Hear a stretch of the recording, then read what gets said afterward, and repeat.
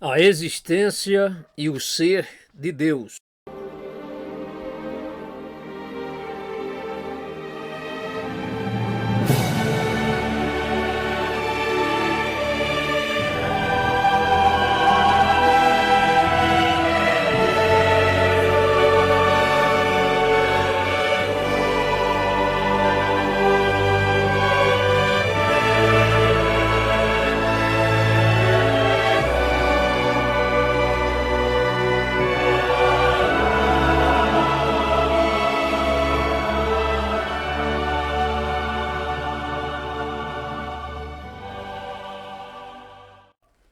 Ó profundidade das riquezas, tanto da sabedoria como da ciência de Deus. Romanos 11:33. Essa é a maneira como o apóstolo encerra o capítulo 11 de Romanos, e não podemos fazer nada melhor ao estudarmos estas doutrinas bíblicas do que conservar essas eloquentes palavras em nossa mente.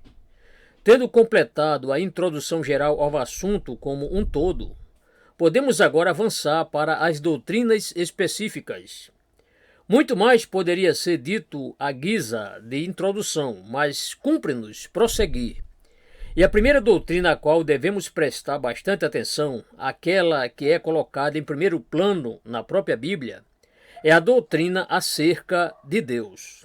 Ora, isso não é tão plenamente óbvio quanto parece, porque se vocês considerarem a introdução típica à teologia e aos assuntos bíblicos nos últimos 100 anos ou mais, então descobrirão que quase invariavelmente o ponto de partida é com o homem. Tudo o que se acha associado com o que é, às vezes, chamado modernismo é sempre caracterizado assim. A teologia é sempre subjetiva. Sempre começa com o próprio homem. Visto que o modernismo está interessado em si mesmo e em suas assim chamadas ideias psicológicas da origem, inevitavelmente, ele começa ou com o homem ou com o mundo e daí prossegue para estudar a doutrina sobre Deus. Mas isso não é o que a Bíblia diz. A Bíblia começa com Deus. Lembre-se de sua grande afirmação inicial, a qual realmente nos diz tudo. No princípio, Deus. É muitíssimo importante que frisemos isso e o compreendamos claramente. Conhecer a Deus é, afinal, a súmula de todas as demais doutrinas. Não há nenhum sentido, não há nenhum significado ou propósito em qualquer outra doutrina à parte desta grande, central, toda inclusiva doutrina sobre o próprio Deus. Não há nenhum objetivo em considerarmos a doutrina da salvação ou a doutrina do pecado, a não ser que comecemos com a doutrina a respeito de Deus.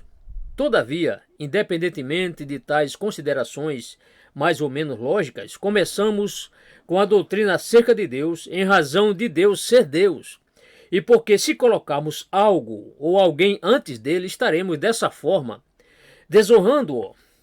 Fracassamos em adorá-lo como deveríamos, bem como fracassamos em comportar-nos na sua presença segundo o que a Bíblia nos ensina. Por conseguinte, inevitavelmente, temos de começar com esta tremenda afirmação que abre a Bíblia. No princípio, Deus. Ora, obviamente, como essa doutrina é todo inclusiva, nos vemos face a face com um tema infinito, um tema que não se pode exaurir. E segundo entendo o ensino da Bíblia, e segundo parece completamente inevitável da própria natureza e ser de Deus, eis aí um tema que ocupará o povo de Deus ao longo das infindas eras da eternidade.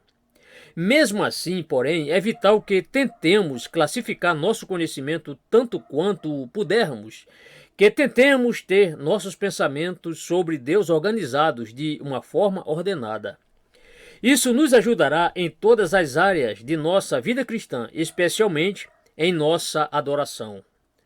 Pode haver pouca dúvida, parece-me, de que Deus nos deu seu livro, a Bíblia, com sua revelação, para que pudéssemos fazer isso mesmo. Contudo, como já concordamos, não basta meramente tomar a Bíblia em sentido geral. Devemos sublinhar os grandes e excelentes princípios e, conhecendo esses, podemos prosseguir para adorar a Deus. Evidentemente, o primeiro aspecto com o qual devemos começar é este: a existência de Deus. Afirmamos que queremos adorar a Deus e conhecê-lo. Então, o primeiro pensamento que vem à nossa mente é a existência de Deus, porque, como todos nós sabemos muito bem, há muitas pessoas que nos dizem que não creem nela. Não é o caso de nos preocuparmos tanto com elas e seus argumentos, quanto é essencial, do nosso próprio ponto de vista, que haja clareza em nosso pensamento sobre este tema. Ora, o único item que desejo estabelecer neste ponto pode ser expresso assim: a Bíblia não argumenta sobre a existência de Deus, ela a declara. A Bíblia não nos apresenta quaisquer provas da existência de Deus, ela a pressupõe. Tomemos aquela frase inicial. Gênesis não começa dizendo: ora, mediante as seguintes provas, estabelecemos a existência de Deus, e visto que ele era existente, estabelecemos que no princípio ele criou. Absolutamente não. No princípio criou Deus. Ela apenas afirma sua existência e seu ser.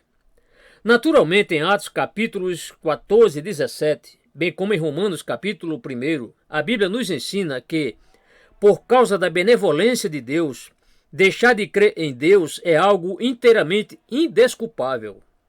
Mas ela apenas o põe assim, em termos negativos. Não diz positivamente que, à luz da natureza, etc., e etc., a existência de Deus pode ser comprovada.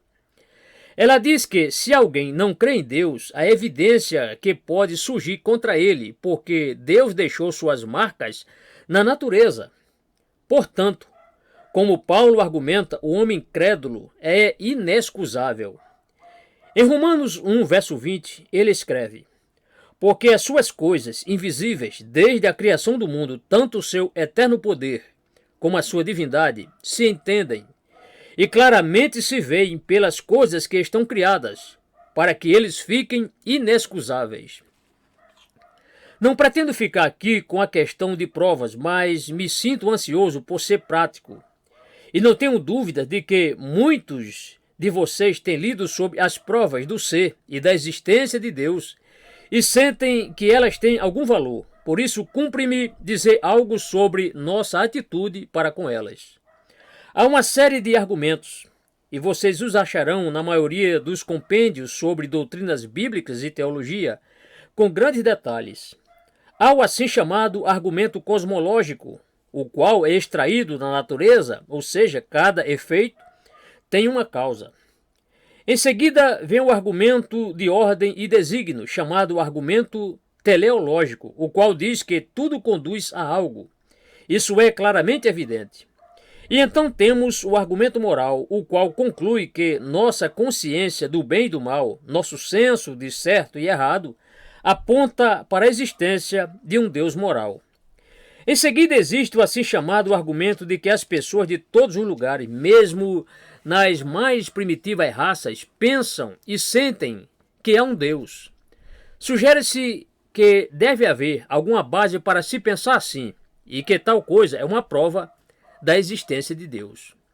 Com efeito, o que a Bíblia ensina sobre tais argumentos é que os mesmos jamais poderão gerar a fé.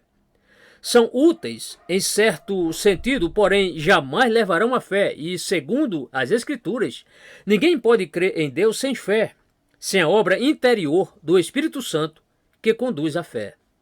Lembre-se da forma como isso é posto em Hebreus 11, verso 6, onde se nos diz que para alguém vir a Deus é preciso que creia que Ele existe e que é galardoador dos que o buscam.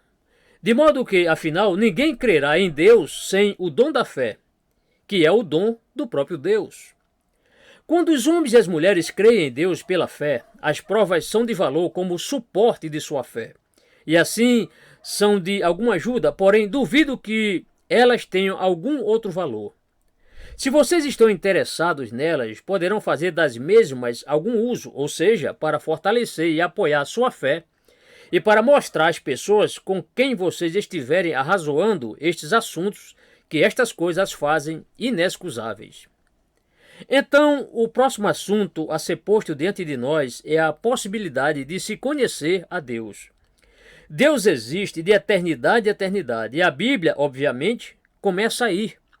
No entanto, Deus tendo criado o mundo e tendo nos posto no mundo, a questão para nós é a seguinte: é possível conhecer este Deus que é posto diante de nós na Bíblia, o Deus cuja existência a Bíblia assevera?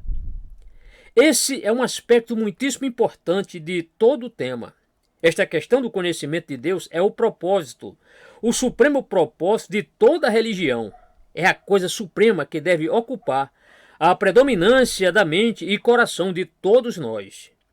Qual é a necessidade de vocês? Qual é o seu objetivo por que se dispõem a estudar estas doutrinas?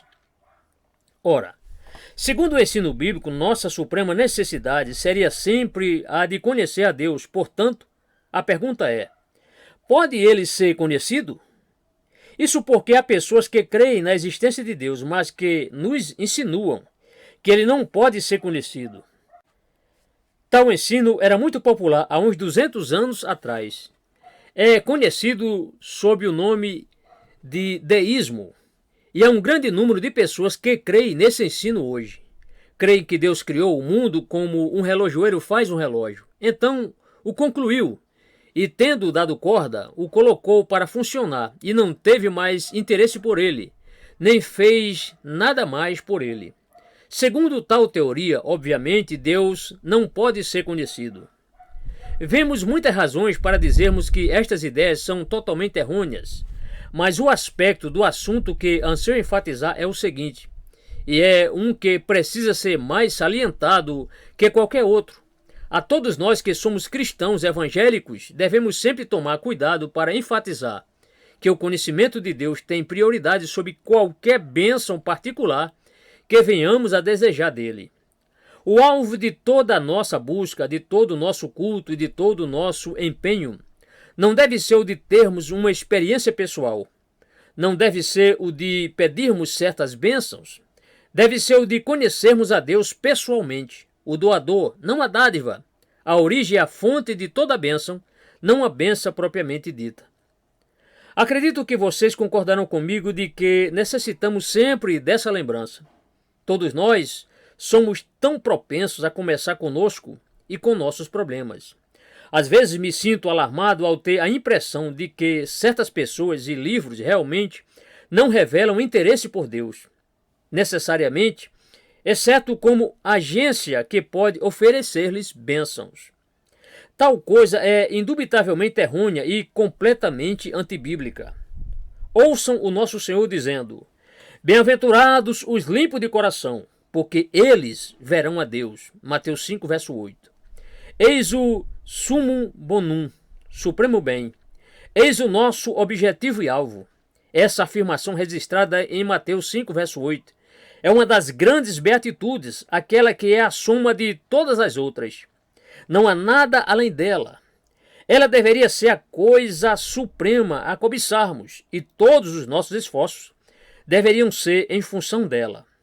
Ou tome também a definição que o nosso Senhor faz de vida eterna. Que é vida eterna? Pergunto-me qual seria a nossa resposta se porventura fôssemos confrontados com essa pergunta. Nossa tendência seria descrevê-la de uma maneira subjetiva, como algo que temos recebido, uma experiência que tivemos, etc. E ela inclui isso. Mas a definição de nosso Senhor é a seguinte: e a vida eterna é esta, que conheçam a ti só, por único Deus verdadeiro, e a Jesus Cristo, a quem enviaste. João 17, verso 3. Portanto, conservemos isso em sua correta posição. Oh, sim, é lícito sentir que gostaríamos de saber que somos perdoados. É lícito sentir que gostaríamos de ser libertados do pecado. Tudo isso é perfeitamente legítimo. Porém, se essas coisas vêm antes do desejo de conhecer a Deus, então toda a nossa atitude se torna muitíssimo errônea e defeituosa. Não seria possível que a maioria de nossos problemas pessoais surja do fato de que não começamos com o desejo de conhecer a Deus e de pôr isso em primeiro lugar? Assim, pois, a pergunta é possível? E aqui tenho que introduzir um termo, uma grande palavra, porém vital. A Bíblia ensina aquilo que é chamado de incompreensibilidade de Deus. Significa que Deus não pode, em última instância, ser compreendido ou entendido pelos seres humanos. Significa que podemos ler todos os aspectos da doutrina sobre Deus e tentar aprendê-la com nossas mentes. Mas à guisa de delimitação, Deus é incompreensível. Jamais poderemos conhecê-lo em sentido máximo, final e completo. Leiam como se acha expresso em 1 Timóteo 6, verso 16, ou novamente em Romanos 11, 33, ou em Isaías 55, versos 8 e 9. Deus habita naquela luz da qual ninguém pode aproximar-se. Deus é incompreensível em seu ser eterno e absoluto. Todavia descobrimos que, embora Deus seja finalmente incompreensível, ele é, não obstante, conhecível. Ele não pode ser compreendido, entretanto, graças a Deus, ele pode ser conhecido. Que sejamos bem claros sobre isto. Há aqueles que tentam fazer-nos crer que Deus não pode ser conhecido em seu ser real, que ele só pode ser conhecido em suas comunicações com homens e mulheres. Todavia, essa é uma posição muitíssimo errônea, quando posta à luz do ensino bíblico. Naturalmente que Deus é mais facilmente conhecido em suas comunicações com homens e mulheres, mas, como já vimos, a Bíblia ensina que ele pode ser conhecido mesmo em seu ser essencial. Ora, ao expressar-me assim, não estou negando a doutrina da incompreensibilidade. O meu desejo é mostrar-lhes como a concilio. O conhecimento que temos do ser de Deus jamais ultrapassará um conhecimento parcial. Contudo, embora seja parcial, ele é, não obstante, real. Embora não seja completo, não obstante, é um conhecimento verdadeiro, suficiente para levar-nos a glorificá-lo. E temos este conhecimento de Deus porque aprove a ele nolo conceder. Indubitavelmente, este é o ponto máximo e o propósito de todo o ensino que temos na Bíblia. Aqui encontramos a revelação que Deus fez de si mesmo à luz de várias afirmações feitas por ele. Seguramente elas intentam ensinar-nos sobre o ser de Deus, tanto como sobre suas comunicações com a humanidade. Há ainda outro termo, a saber, antropomorfismo, aquelas afirmações do ensino bíblico onde Deus se expressa como se fosse homem. Elas se referem a Deus falando isso e sentindo aquilo, e seguramente elas também se destinam a levar-nos a conhecer algo sobre o ser essencial de Deus. Um argumento adicional que devo trazer a lume são as várias visões que se acham registradas nas Escrituras, como tendo sido visualizadas por alguns dos profetas e outros servos de Deus, como, por exemplo, o que aconteceu a Moisés ao ser ele colocado na fenda da rocha. A visão de Deus, Êxodo 33, versos 18 a 23. O que eram essas visões? Bem, seguramente não eram outra coisa senão exemplos e ilustrações de Deus manifestando algo de seu próprio e glorioso ser. Essas não eram suas comunicações com os homens e as mulheres na salvação, e assim por diante. Contudo, que Deus estava concedendo a seus servos apenas um vislumbre de sua glória transcendente, e para que jamais a esquecessem. E assim argumentamos que, embora Deus seja incompreensível, ele, por sua infinita graça, bondade e condescendência, pode ser conhecido. Na verdade, ele é conhecido. Se, pois, tal é o caso, então a próxima pergunta é: o que conhecemos sobre Deus? O que podemos conhecer sobre ele? E aqui acredito ser oportuno começar com o que a Bíblia nos ensina sobre Deus em sua própria natureza e ser essenciais. Ora, neste ponto devo deter-me por um momento. Quando começamos esses estudos, eu disse que pretendia prosseguir com frequente reiteração que estamos estudando estas coisas juntos, não simplesmente visando a entreter uns aos outros intelectualmente. Se eu soubesse que alguém está acalentando esse motivo, e digo isso muito séria e solenemente, então não daria prosseguimento a estes estudos. Nosso objetivo é conhecer a Deus, e conhecer a Deus é adorá-lo. E aqui estou eu, um pigmeu, um pregador limitado pelo tempo, falando sobre a natureza e ser essenciais de Deus. Não, neste ponto só temos uma coisa a fazer, temos de fazer o que fez Moisés quando viu a sarça ardendo. Primeiramente ele disse, agora me virarei para lá, e verei esta grande visão. Êxodo 3, verso 3. E ele se aproximou para investigar este notável fenômeno, esta sarça que ardia e não se consumia. Mas lhe veio a palavra: não te chegues para cá, tira os teus sapatos de teus pés, porque o lugar em que tu estás é terra santa. Verso 5. Cada vez mais, ao considerar estas coisas e gastar sempre mais tempo na leitura de minha Bíblia, entendo porque os antigos judeus nunca mencionavam o nome Jeová. Enchiam-se de um senso tal de temor e reverência, possuíam uma concepção tal da majestade de Deus que, em certo sentido, não ousavam nem mesmo pronunciar o nome. Prefiro ver essa atitude mais do que ouvir o povo dizer, querido Deus. Não encontro tal expressão na Bíblia, encontro sim, Pai Santo, porém jamais, querido Deus. Devemos aproximar-nos dele com reverência e piedade, porque o nosso Deus é um fogo consumidor. Hebreus 12, 28 e 29. E assim, conservando tudo isso na mente, aproximemo-nos deste tema neste espírito, e permita-me que os lembre de algumas das coisas que a Bíblia nos diz sobre a natureza e ser essenciais de Deus. É muito interessante observar aqui que só podemos, em certo sentido, tratar com termos negativos por causa de nossa finita condição e da transcendente grandeza e glória de Deus. Até mesmo nossas afirmações positivas são, e por si mesmas, negativas. Tome, por exemplo, a primeira afirmação. A Bíblia nos ensina sobre a infinitude de Deus. A natureza de Deus é infinita. Ora, isso realmente significa não finita. Você não pode pô-lo em termos positivos. Significa que ele é um ser absoluto. Ele não é derivado de coisa alguma, nem é condicionado por coisa alguma. Eu sou o que sou. Êxodo 3, verso 14. Disse Moisés a Deus: eis que quando vier os filhos de Israel e lhes disser, o Deus de vossos pais me enviou a vós, e eles me perguntarem, qual é o seu nome? Que lhes direi? E Deus lhe ordenou que dissesse, dirás aos filhos de Israel, eu sou, me enviou a vós. Êxodo 3, versos 13 e 14. Que pensamento surpreendente! Um ser supremo e absoluto. Noutras palavras, a infinitude de Deus pressupõe que ele é a causa de todas as coisas, de toda a existência. Todo ser tem sua origem nele. Sua infinitude nos lembra também que ele é livre de todas e quaisquer restrições e de todas e quaisquer fronteiras. Não há nenhuma limitação onde Deus é concernido. Ele está em tudo, em toda parte. Ele é ilimitado.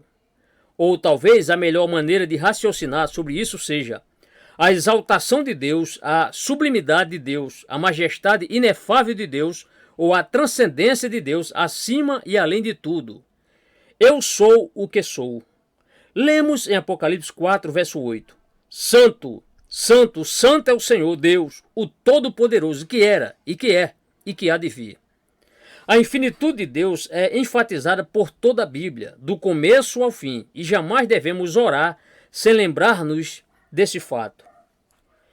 Muitas vezes somos enganados pelos próprios antropomorfismos, pelos quais agradecemos a Deus. Contudo, lembremos-nos de que o ser de quem nos aproximamos em oração é este ser infinito e absoluto.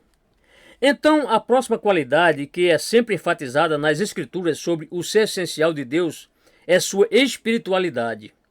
Isso foi declarado uma vez para sempre por nosso Senhor Jesus Cristo. Deus é Espírito, disse ele, e por estranho que seja, essa tremenda afirmação foi feita não a alguém como Nicodemos, mas a mulher de Samaria. Naturalmente, nosso Senhor disse isso em parte a ela porque, obviamente, ela alimentava uma falsa concepção de Deus. Devemos adorar, indagou ela, neste monte ou em Jerusalém? Não, disse nosso Senhor, Deus é Espírito. João 4:24. Estevão disse a mesma coisa em sua famosa mensagem no capítulo 7 de Atos. Mas o Altíssimo não habita em templos feitos por mãos de homens. Atos 7:48. E Paulo, pregando ao povo de Atenas, usou precisamente as mesmas palavras. O Deus que fez o mundo e tudo o que nele há, sendo Senhor do céu e da terra, não habita em templos feitos por mãos de homens.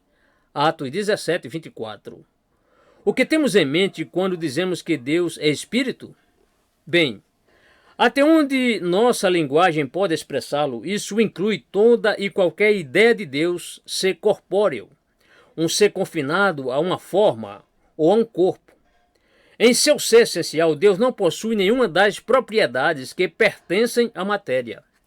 Isso nos leva a dizer, e isto é mais importante de um ponto de vista prático, que ele, portanto, jamais pode ser discernido pelos sentidos físicos.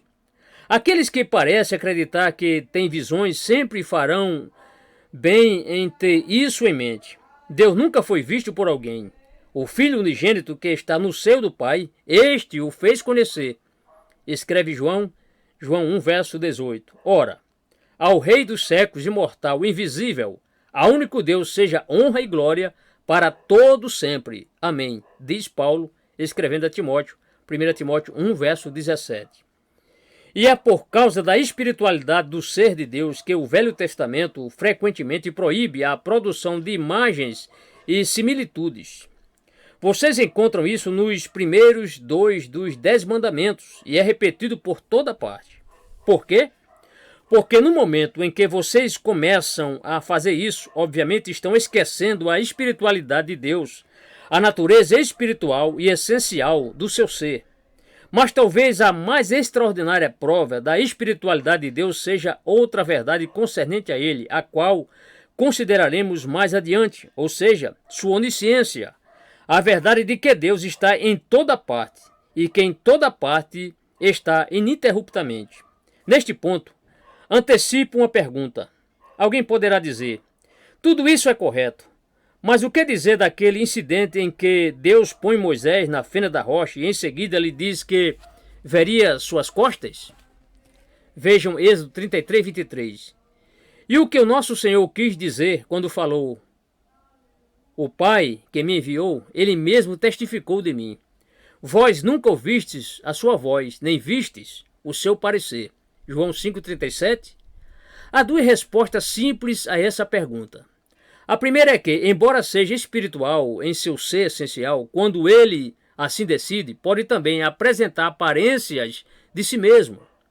Está escrito que o nosso Senhor, antes de sua encarnação, apareceu como o anjo da aliança. Portanto, quando ele decide ensinar algo sobre si mesmo, ele pode oferecer aparência de si e, todavia, não ser seu verdadeiro ser. Em segundo lugar, permitam-me colocá-lo assim.